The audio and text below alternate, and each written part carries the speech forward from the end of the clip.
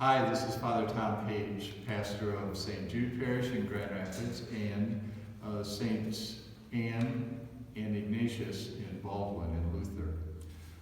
Today is the second Sunday of Easter season, and I'd like to share some thoughts about the very first reading that is read in churches throughout the world today. Whether or not people can gather, which would be pretty rare these days, that anybody in the world would be gathering to pray together. But the church still prays these same prayers and reads these same readings. So this is the first reading from the Mass today, and it's from the Acts of the Apostles. Right at the beginning of the Acts of the Apostles, so the disciples are just starting to get together and kind of form communities that become the church. They devoted themselves to the teaching of the apostles and to the communal life, to the breaking of bread and to the prayers. Awe came upon everyone, and many wonders and signs were done through the apostles. All who believed were together and had all things in common.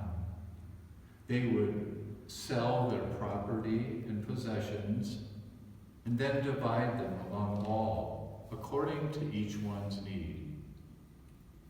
Every day, they devoted themselves to meeting together in the temple area and to the breaking of the bread in their homes.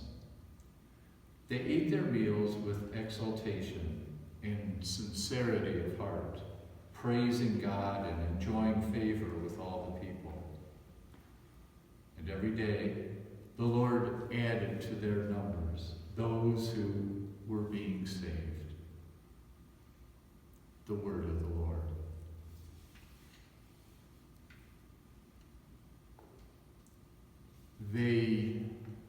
This new group of Christians, followers of Christ, they found a strength in realizing that God was with them as they gathered together.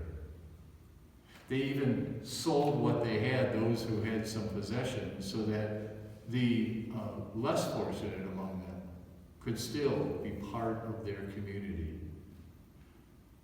They did that confident that their God was in their midst, that Jesus truly had risen.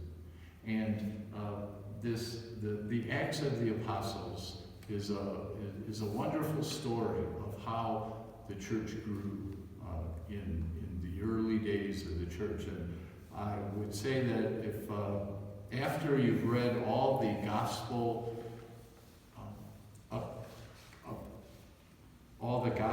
accounts of Jesus' resurrection in Matthew, Mark, Luke, and John during this Easter season. They're easy to find. They're at the end of each gospel.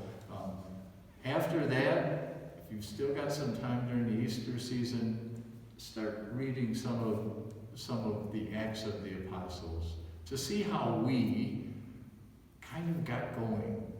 We started as a community of faith. And they were spread, and sometimes they couldn't get together.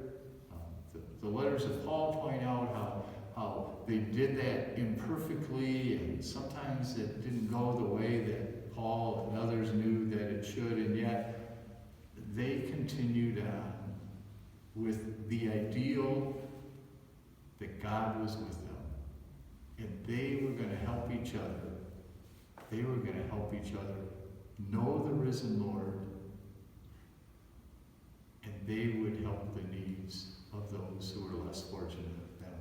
Not only within their own community, but they became known as the folks who were ready to help whoever needed help. And as true as it was then, hopefully it's true for us. If there's any group of people right now, at this point in time in history, in the world, in our communities, on the north end of Grand Rapids or the north end of the Diocese of Grand Rapids, if there's any group of people that ought to be an example to others of God's love, active and present, shouldn't it be the followers of Christ?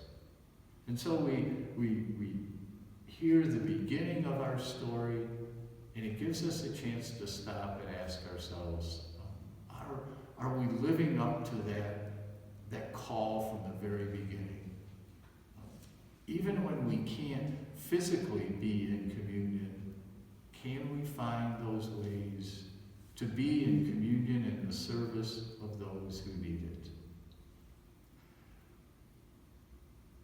This time of virus, this time of separation is a passing time. The time of God with us and the presence of Jesus within us is an eternal time, beginning with Jesus' resurrection, and will continue